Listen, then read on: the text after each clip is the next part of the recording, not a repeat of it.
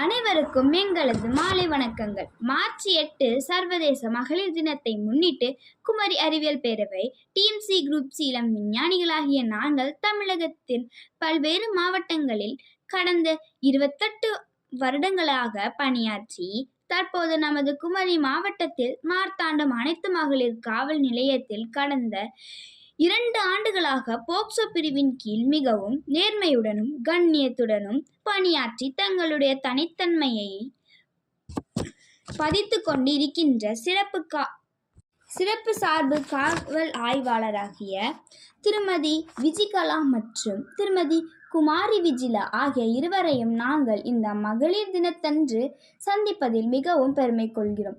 வணக்கம் மேடம். குமரி அறிவியல் பேரவை இளம் விஞ்ஞானிகள் சார்பில் உங்களுக்கு இனிய மகளிர் தின நல்வாழ்த்துக்கள்.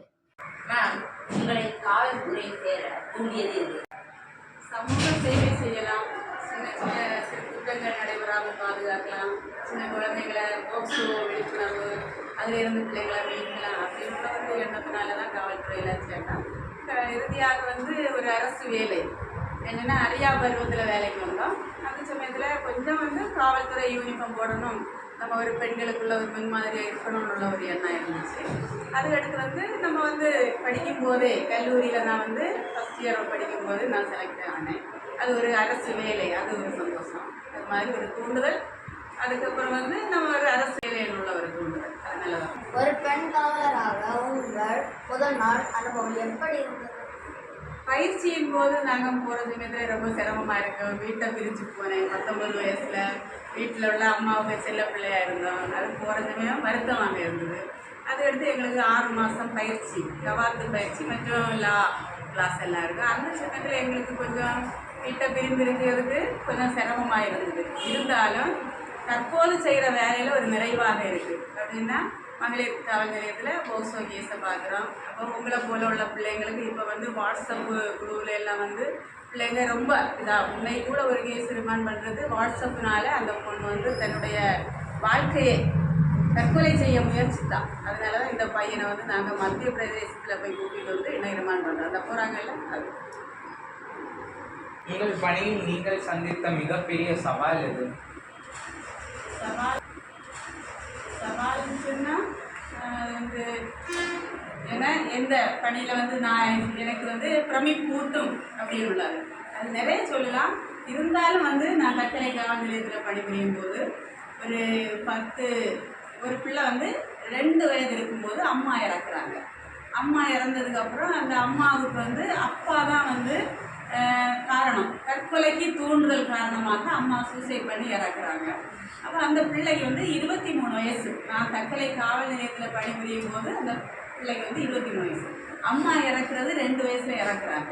அதுக்கடுத்து அந்த பிள்ளைக்கு 22 வயசாக இருக்கும்போது அப்பா சூசைட் பண்ணுறாங்க. இது 2 வழக்குகளும் தக்கலை காவல் நிலையத்தில் இருக்குது. இப்படி இருக்கிற சமயத்தில் அந்த பிள்ளைக்கு என்னன்னு கேட்டால் டீச்சர் ட்ரைனிங் படித்து அவள் வேலை பார்க்குறான். வேலை பார்க்குறதுன்னா அவளோட ஃப்ரெண்டு கூட வந்துருக்கு. அவளுக்கு நகை கஷ்டப்பட்டு வச்சுருந்தா 3 பொன் நகையை திருடுறான், கொஞ்சம் ஃப்ரெண்டாக. அந்த சமயம் தான் எங்கள் காவல் நிலையத்துக்கு புகார் மனு கொடுக்கறதுக்கு நான் தக்கலையில் இருக்கவும் வாரான். அந்த பிள்ளைக்கு கொஞ்சம் அப்பாவுக்கு ப்ராப்பர்ட்டி இருக்குது. அப்பா பேரண்ட்ஸு அவங்க ரிலேஷன் அம்மாவுக்கு அம்மா அவங்கள கவனிச்சிட்டு இருந்தாங்க.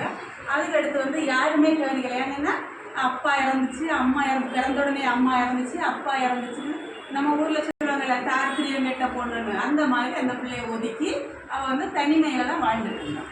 அப்படி இருக்கிற சமயத்தில் அவள் டெத்து சர்டிஃபிகேட் எடுக்கணும். அம்மாவுக்கும் எடுக்கணும், அப்பாவுக்கும் எடுக்கணும். அப்பாவுக்கு ரீசெண்ட் அவ்வளோதுனால நம்ம வழக்கை பார்த்து எல்லாம் எழுதி கொடுக்குறதுல எடுக்கிறதுக்கு ஒரு வாய்ப்பு இருந்துச்சு. அம்மாவுக்கு அது 98ன்னு நினைக்கிறேன், 98ல் இறந்தது. அப்போ என்ன செய்கிறதுக்கு ஒரு வழி வேணுமே மேலான்னு கேட்டுச்சு இல்லையா. என்னோட ஒரு முயற்சினால் எஃப்ஐஆர் இண்டெக்ஸ் இந்த டாக்குமெண்ட் எல்லாம் ஒரு 3 வருஷம் 4 வருஷம் அந்த கேஸ் முடித்தது நம்ம டெஸ்ட்ராய் பண்ணியிருக்கோம். அந்த எஃப்ஐஆர் இண்டெக்ஸில் உள்ளது ஸ்டார்டிங்லேயே இருக்குது.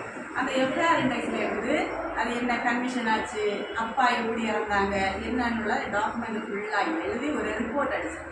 ரிப்போர்ட் அடித்து தாசில்தாருக்கு கொடுங்க, தாசில்தாருக்குள்ள சப்டாக்டர் கொடுங்க. அப்போ அவங்க இதுக்கு வந்து ஒரு நடவடிக்கை, ஏன்னா நாங்கள் சர்டிஃபிகேட் கொடுக்க முடியாது, ரெக்கமெண்ட் பண்ண முடியும். அம்மா இந்த மாதிரி தான் இறந்தாங்கன்னு ரெக்கமெண்ட் பண்ணதாலே முடியுமே தவிர மற்றபடி இருக்கிற அந்த பிள்ளைக்கு வந்து அம்மாவுக்கு டெத்து சர்டிஃபிகேட் 22 வருஷம் 21 வருஷம் தாண்டி அம்மாவோட டெத்து சர்டிஃபிகேட் அப்பாவோட டெத்து சர்டிஃபிகேட் வந்து இப்போ அந்த பிள்ளைய பற்றி எனக்கு தெரியல. ஆனால் ஒரு ஆவல் அவன் என்ன கண்டிஷனில் இருக்கிறாங்க. அதுக்கடுத்து இங்கே வந்து 5 வருஷம் ஆச்சு. மன அழுத்தத்தின் போது உங்களுக்கு எப்படி சந்தோஷம்? மன அழுத்தம் ரொம்ப ட்ரெஸ்ஸாக இருக்கிற சமயத்தில் நான் என்னோட இது வந்து அமைதியாக இருப்பேன், யார்கிட்டையும் பேச மாட்டேன். யாரும் என்ன கேட்டாலும் பார்த்துட்டு அப்படியே இருப்பேன். ஏன்னா அது தண்ணிக்குள்ளேயே மூணு டென்ஷனை வெளிக்காட்டினா கொஞ்சம் கூட ப்ரெஷர் ஆகும். அதனால வந்து அமைதியாக இருக்கும். இந்த நல்ல கல்யாணம் சின்ன வயசுலேருந்து ரொம்ப கஷ்டப்பட்டு தான் வந்து வேலைக்கு வந்துருக்கேன். கஷ்டம்னா நாங்கள் 2 பொம்பளை பிள்ளைங்க, நான் வந்து 2வது பொண்ணு. அது எடுத்து நான் 10ஆம் வகுப்பு படிக்கும்போது என்னுடைய அப்பாவுக்கு ஒரு நோய்வாய்ப்பட்டு படுக்கையிலானார். இருந்தாலும் என்னோட அம்மாவோட ஒரு விடாமுயற்சியினால தான் வந்து இன்னைக்கு எங்களை படிக்க வச்சாங்க. படிக்க வச்சு கல்லூரி படிக்கும்போதே எனக்கு வேலை கிடச்சி, அது ஒரு சந்தோஷம். அதை விட நான் கல்லூரி சேர்க்கணும். என்னோட அக்கா வந்து பிஎஸ்சி படித்தாங்க, நானும் வந்து ஏதாவது கல்லூரி படிப்பில் ரொம்ப இது கிடையாது, இருந்தாலும் அப்படி இருக்கிற சமயம் கல்லூரி சேர்க்கணும்னு சொல்லிட்டு ஒரு கல்லூரியில் வந்து 3 கல்லூரியில் அப்ளிகேஷன் போட்டாங்க. போட்டு கடைசியில் என்ன செஞ்சாங்கன்னா ஒரு கல்லூரி தான் நியரஸ்ட்டு, வீட்டில் வேலை உண்டு அப்படின்னா பசுமாடு உண்டு, ரப்பர் பால் எடுக்கணும், வீட்டில் உள்ள வேலை, அப்படி நிறைய வேலைகள் இருந்துச்சு.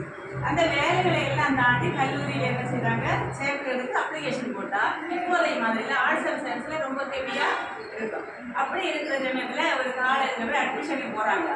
என்னோட பப்பா படுக்கையில் இருக்குது, அக்கா வந்து காலேஜ் தேர்ட் இயர் படிக்கிறாங்க, நான் வந்து ஃபஸ்ட் இயர் அட்மிஷனுக்கு போகிறேன். அப்போ ஆஃபீஸ் ரூமில் போகிறதுல என்ன பண்ணாங்கன்னா, ஏம்மா போங்கம்மா உங்களுக்கு எனக்கு 60% அந்த சமயம் உள்ள மார்க்குக்கு அடிப்படையில் 60% மார்க்குன்னா நல்ல மார்க் அந்த சமயம். அப்போ இவங்க வந்து என்ன சிஎஸ்ஐ கல்லூரி, அந்த சிஎஸ்ஐ காலேஜில் போகிற சமயத்தில் ஆஃபீஸ் ரூமில் அந்த பாதி கதவு அடைச்ச மாதிரி இருக்குல்ல, அதில் போகும். அப்போ நான் வந்து வெளியே வெயிட் பண்ணுறேன், கையிலே வச்சுருக்கேன். அம்மா வந்து உள்ளே போகிறாங்க, போங்கம்மா உங்களுக்கு எல்லாம் கிடையாது அப்படின்னு சொல்லி வேற துரத்துறாங்க. துரத்திட்டு கடைசியில் என்ன பண்ணாங்கன்னா திரும்ப எங்கள் அம்மா ஃப்ரெண்டில் போகிறாங்க. ஒரு பிள்ளைங்க ஒரு அட்மிஷன் பிஏ தமிழ் லிட்ரேச்சராவது கொடுங்க அப்படின்னு சொல்லிட்டு கேட்குறாங்க. அந்த சமயத்தில் அவங்க என்ன செய்கிறாங்கன்னு கேட்டால் அந்த பிரின்சிபால் பொதுவாக சொல்கிறாரு, நீங்கள் வந்து ஆர்சி கிறிஸ்டியனு, உங்களுக்கு வந்து இந்த சிஎஸ்சி காலேஜில் வேலை இந்த அட்மிஷன் கிடைக்காது, உங்களுக்கு நிறைய காலேஜ் ஆர்சியில் இருக்குது, அதனால நீங்கள் அங்கே போய் பார்த்துக்கிடுங்க அப்படின்னு சொல்கிறாங்க. அதே காலேஜில் சீட்டு கிடைக்கல. அடுத்து இப்போ ஒரு தற்சமயம் ஒரு 2 or 3 டேஸ்க்கு முன்னாடி அந்த காலேஜில் சீஃப் கெஸ்டாக போனேன். அது என்னோட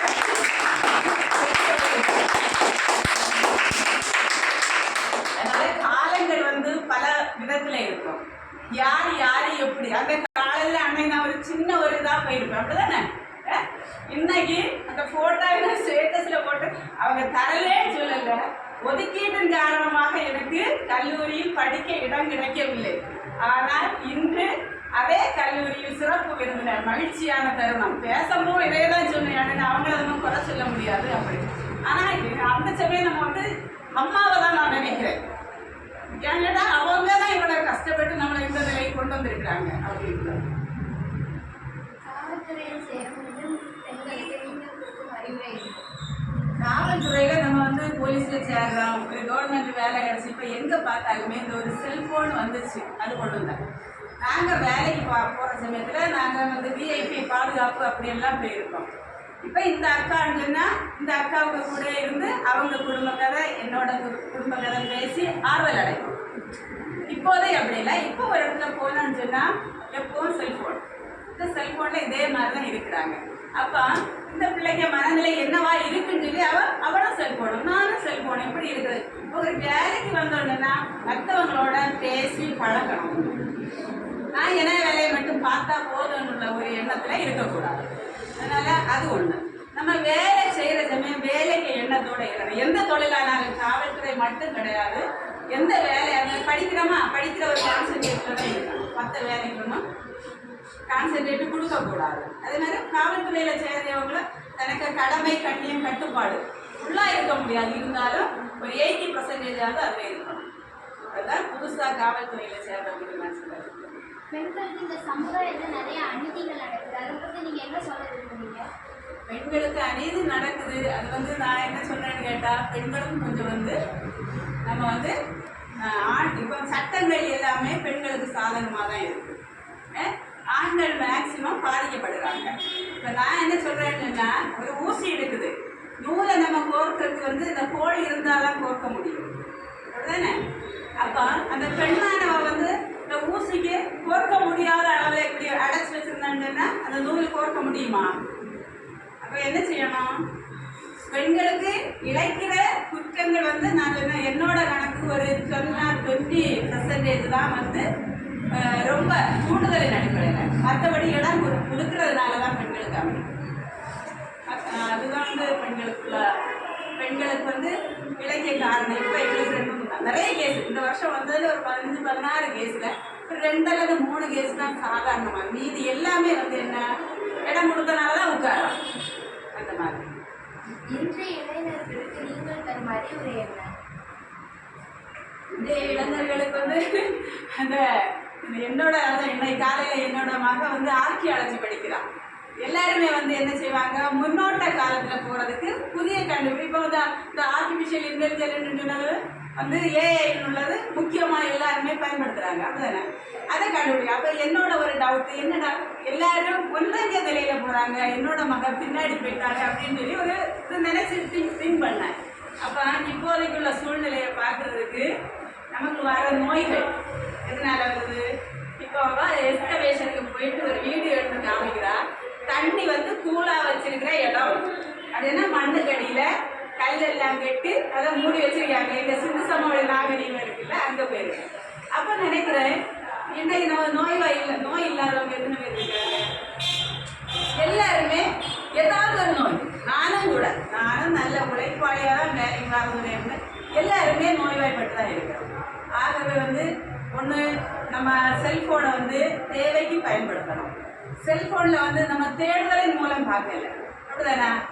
தோண்ட வாரதை பார்க்குறோம் நம்ம. இப்போ வந்து நான் இப்போ ஒன்று பார்க்குற சமயத்தில் அடுத்து வர்றது அது என்ன, அது அடுத்து பார்க்குறது அடுத்து என்ன, அதுதான் நம்ம பார்க்குறோமே தவிர, நான் இப்போ இன்னைக்கு நீங்கள் வந்து இளம் விஞ்ஞானிகள்னு சொன்னால் அவங்க என்ன, இப்போ வந்து காலேஜில் போன சமயம் கூட பேசினேன். இப்போ வந்து சயின்ஸ் டே இன்னைக்கு நேஷனல் சயின்ஸ் டே, இளம் விஞ்ஞானிகள் February 28. அப்போ February 28 சயின்ஸ் டே வர காரணம் எப்படி? ராமன் பிள்ளை எப்படி வந்துச்சு? அவர் வந்து லண்டனில் படிக்க போகிறாரு. யார்? சி.வி. ராமன். லண்டனில் படித்து முடிச்சு வாராரு. வார சமயம் 15 நாள் கடல் பயணமாக வாராரு. வார சமயத்தில் அவர் என்ன செய்தார்? கடலில் 15 நாள் பயணமாக வார சமயத்தில் இப்படியே செல்ஃபோனையும் பார்த்துட்டு கடலை போட்டுட்டு இருந்திருந்தேன்னா இன்னைக்கு அவர் நோபல் பரிசு பெற்றிருப்பாரா? என்ன கண்டுபிடிச்சாரு? கடல் நீர் ஏன் நீளமாக இருக்குது, கடல் நீர் கருநீளமாக இருக்குது. அப்போ வானத்தில் உள்ள அந்த லைட் ப்ளூ வந்து ரிஃப்ளெக்ட் ஆகி வருதுன்னு உள்ளது அவருக்கு கண்டுபிடிக்கும். அப்போ அதை ரிஃப்ளெக்ட் ஆனால் இதுவும் லைட் நீளத்தில் இருக்கும். ஏன் இவ்வளவு கடுங்கலரில் இருக்குன்னு அவர் வந்து அந்த 15 நாளும் என்ன விடாமுயற்சியினால் ஆராய்ச்சி பண்ணதுனால தான் அவர் என்ன அந்த தியரியை கண்டுபிடிச்சார், அப்படிதானே? இது நம்ம இப்போ நாகர்கோயிலேருந்து மார்த்தாண்ட வர்றதுக்கு கையில் உடனே என்ன செய்வோம்? செல் எடுப்போம்.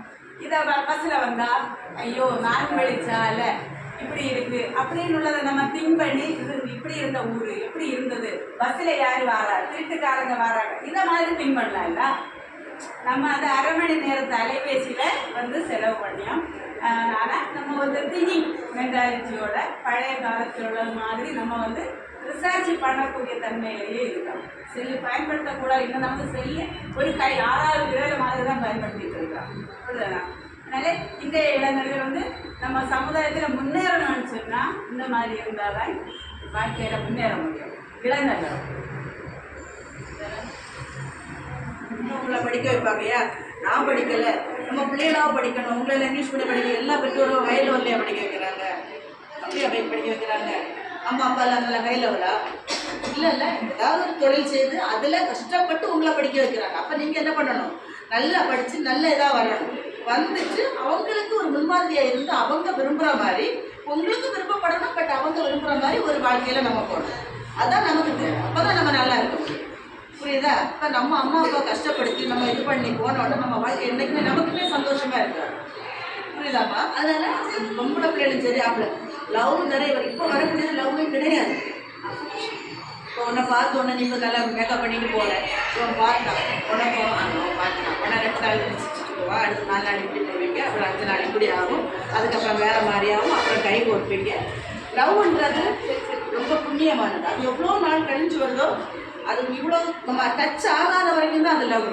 டச் ஆச்சுன்னா அது லவ்வே கிடையாது, வாழ்க்கையே ஸ்பாட். அதுக்கு ஒன்று டைம் உண்டு. நம்ம ஒரு ஸ்டேஜ் ஆகி நீங்கள் படித்து நீங்கள் லெவலுக்கு வந்து அதுக்கப்புறம் அதே அவரையே நீ கல்யாணம் பண்ணலாம். அப்போ பெற்றோருக்கு விருப்பத்தோடு நான் அவங்கள விரும்புகிறோமா, நமக்கு ஜாப் ஆச்சு அவங்களுக்கு ஜாப் ஆச்சு, நாங்கள் இப்போ நல்லா இருக்கோம் அப்படின்னு சொல்லிட்டு பெற்றோருக்கு விருப்பம் பண்ணிங்கன்னா நீங்கள் நல்லா இருக்கோம், நல்லா இருக்க முடியும். இடையில பாதியில் வந்தோடனே ஐயோ எனக்கு அவன் உன்னை நீ